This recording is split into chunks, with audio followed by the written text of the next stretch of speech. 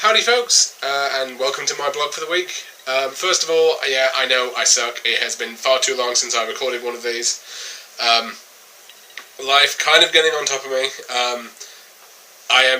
Honestly, I'm just about getting the time to work out, which is what I'm doing. But I haven't been getting the time to record these, which absolutely sucks. But I'm on vacation now, so you will definitely be getting some content for the next week or so. After that, I will definitely keep doing the longer blog here. I will get the plank going again. It's been far too long since I put one of those up. And hopefully I'm going to get the recipe pages up. But the schedule needs work, I know.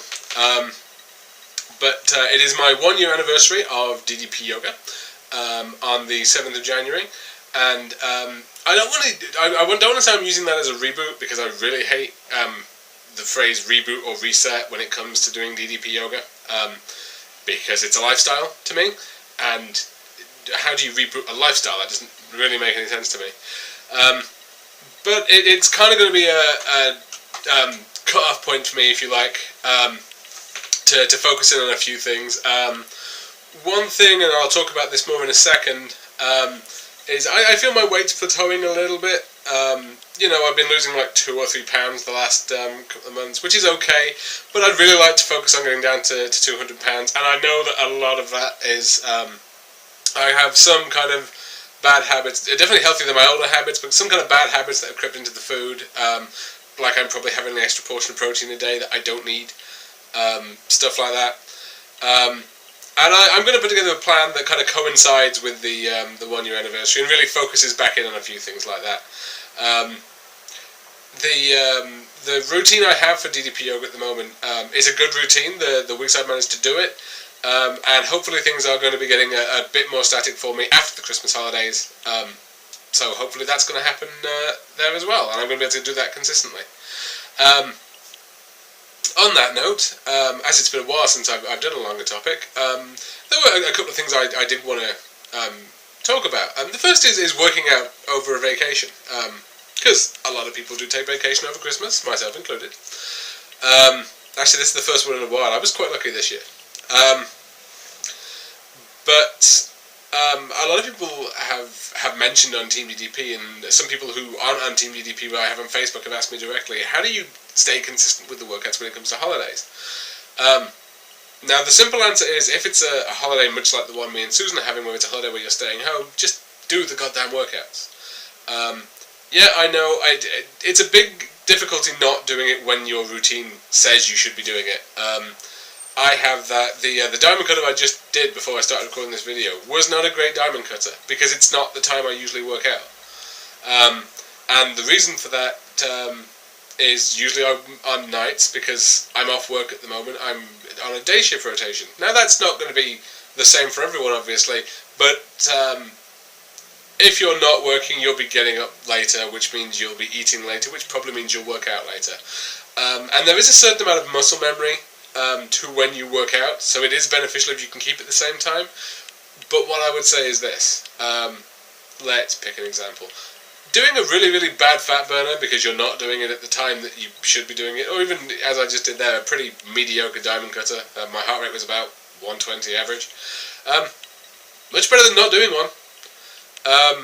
You know, if you told me back last year, you know, you're going to work out for an hour on, what day is it, the 19th of December, the end of this year, and it's not going to be that good. But you know what, you've lost 140 pounds. A, I wouldn't have believed you. And B, I'd be like, I worked out for an hour. Cool. Now, yeah, it's not something you can do consistently, and admittedly that's something else I do want to focus back in on my workouts. I've been getting a little bit on the lackadaisical side. I maybe need to go back and do the diamond dozen a few times. Hey, maybe that's something I can do with the vacation week. But, yeah, ultimately, what it comes down to, get the workouts in. Doesn't matter when you're doing them. Now, if you're staying with relatives or anything like that, that makes things a bit more complicated. But you know what? The benefit of DDP Yoga is, what you need to take with you is the DVDs and a yoga mat. I am sure you can wait till everyone goes to bed and use the front room or something along those lines. You know, if you're worried about people laughing at you when you work out or something, or if you just don't generally like people in the room. I mean, I don't like people in the room when I work out. I can just about tolerate, you know, Susan or one of the cats at a push. Susan, I mentioned you first. I just want to point that out. It can be difficult. But the trick to doing the workouts when you're on vacation is seriously just to do the workouts when you can. You know what? If you're finding that you really can't manage whatever your routine was, do an energy for the day. Do a fat burner for the day. Do something to keep yourself flexible. I'm actually having a bit of problem with my flexibility at the moment myself. Both my hips aren't quite as flexible as they should be. Could be the fact that the weather just got really cold.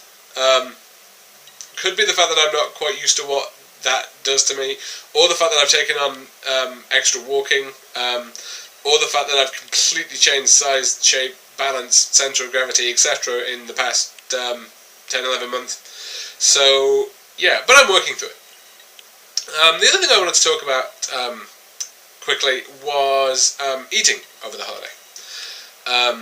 So it's a good point to bring it up, actually. So I just mentioned that I felt I hadn't been losing that much weight. I've been really pushed towards 200 pounds. I'm not going to be doing that particularly until Christmas and New Year are out of the way.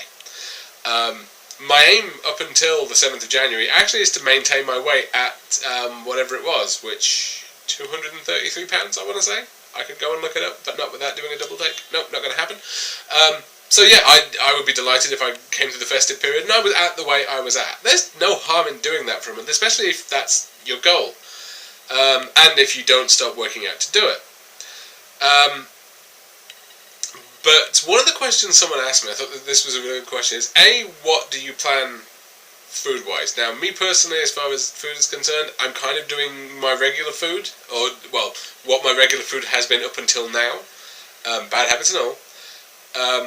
Except for Christmas Day, possibly Christmas Eve, a little bit underselling on that one, and New Year's Eve.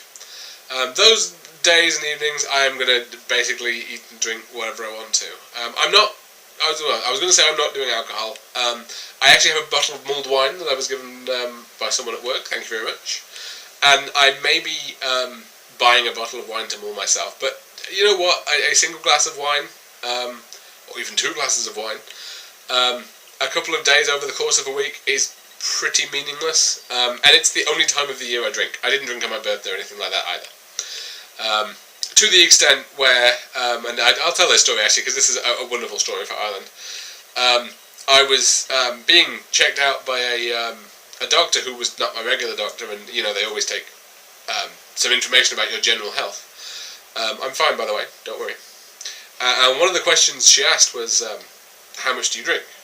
And I said, well, I don't. I have the occasional glass of whiskey if it's something I'm really celebrating, but I basically don't drink. And she went, no, but really, come on, what do you drink? Yeah, and that is kind of the attitude. And yeah, I know, I'm in Ireland, but seriously, I don't drink, and I find not drinking has actually probably helped cut my weight almost as much as the food. Because it was only, and I know I did a longer video on this, when I started looking into the calories that were actually in most drinks, it's pretty insane. You know, you're undoing, okay, you're not undoing the good from a workout, but you're undoing the calories burnt from a workout about the first can of beer.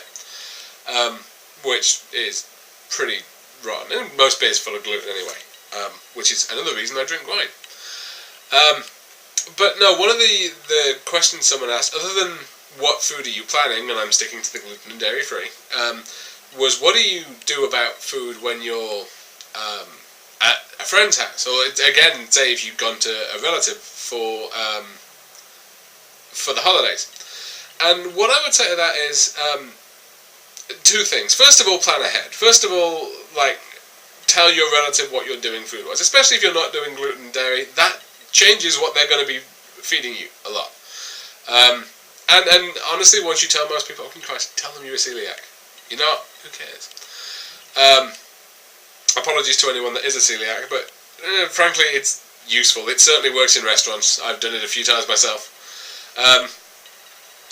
But if that doesn't appear to have an effect, or if your friend puts on a couple of things but there's tons of other food there, your friend is in charge of what they put on the table. You're a guest. You are, however, in charge of what you put in your mouth.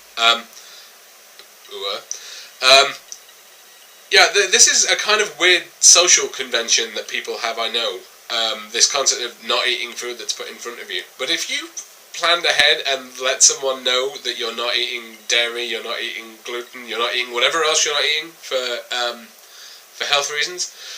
Me personally, if someone then puts the food in front of me, if they put the food in front of me, that's okay. If they then see me as being rude for the fact that I'm not eating it, I consider that an unfriendly act. And anyone who's ever been kicked off my Facebook, which does happen pretty frequently, would be able to tell you that if I see you doing something I consider unfriendly, I boot you off Facebook or I leave your house or whatever extremely quickly. It's not something I have any tolerance for. And I think, especially with the gluten and dairy thing, it's something that you have to do so consistently. It has to be your lifestyle. Which means that if someone is attempting to force feed you something, I mean, look at it this way: you wouldn't try and force feed beer to an alcoholic. That would be an unfriendly gesture. People trying to feed you food you don't want to eat, especially if it's like a small cake or something which will be loaded with sugar, wheat, dairy, hundreds of calories, and you said no thank you, and they're sort of giving you the what would be known in the UK and Ireland, I'm not sure if the TV show had travelled, as the Mrs. Doyle treatment. Kind of, oh, go on, just have one, go on. That's an unfriendly gesture. And I think the only way to deal with that logically and stay sane is to point that out, is to say, look, please stop what you're doing, I consider that an unfriendly act. By the same token, you've got to have all power. If you are one of these people who continually says, no, oh, go on then, you're kind of signing your own death warrant when it comes to trying to maintain a healthy diet at the holidays, because people will know that you do this. Speaking of offering alcohol to alcoholics, I actually did that, unknowingly, to be fair, but it was an office party probably about 10 years ago at this point, and I was trying to get a manager to have a drink with me who was an alcoholic, and because when you're 20 you're a little dick, I literally kept him going up until the point where he had to tell me he was an alcoholic before I stopped offering him something. That was unfriendly on my part, and I recognise that now. I didn't at the time, but hey ho. And so, just to talk very quickly, more positively on food, I'm going to be trying out a few recipes this week. I'm going to give the names here. A couple of these may show up on recipe pages, or may not, depending on how disastrously they go. There are a couple of treats here, a couple of more calorific things, but everything on here is gluten and dairy free, and there really is no issue with making something that's a treat. Again, my target for this month is to maintain my weight. When we get into probably January 7th, I'm going to start hitting it again hardcore, and really push to try and get towards 200 pounds. But here's the food anyway. I'm rambling at this point. And yeah, I'm using a list. I apologise. You have to put it when you're looking at the monitor. First of all, we have, and this is more just of a winter food than it is a Christmas food. I love root vegetables, as I've said dozens of times on here. There is a really awesome looking recipe for shepherd's pie using just root vegetables. Shepherd's pie, if you've never had it, and as you know, I'm not going to tell you what it is. I may put that one up depending on if anyone asks me.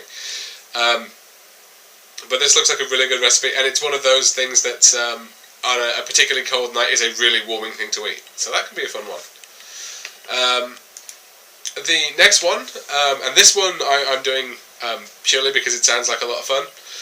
Chicken with asparagus wrapped in bacon. There you go. Not much to be said about that one. That one probably starting to get towards the unhealthy scale there. But we'll see. It definitely sounds like a lot of fun to put together. Because I'm soup obsessed, as we all know, there is a recipe here for curried parsnip soup, which will be a nice change from the apricot soup, which I seem to have been making weekly for about the past 2 months. So yeah, that one will probably end up going up as a recipe page. You know me and my soup obsessions. And there are a couple of really interesting desserts here. So the first one is mincemeat muffins.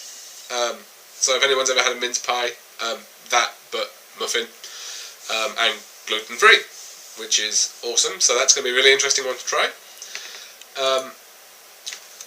And if you've never seen one of these before, this is going to be an extremely dirty sounding name, a Christmas ring cake, which is a bit like a Christmas cake, but without the outer layer, so you don't do the marzipan and the icing, the really unhealthy stuff. It's basically a fruit cake, but again, it's gluten free.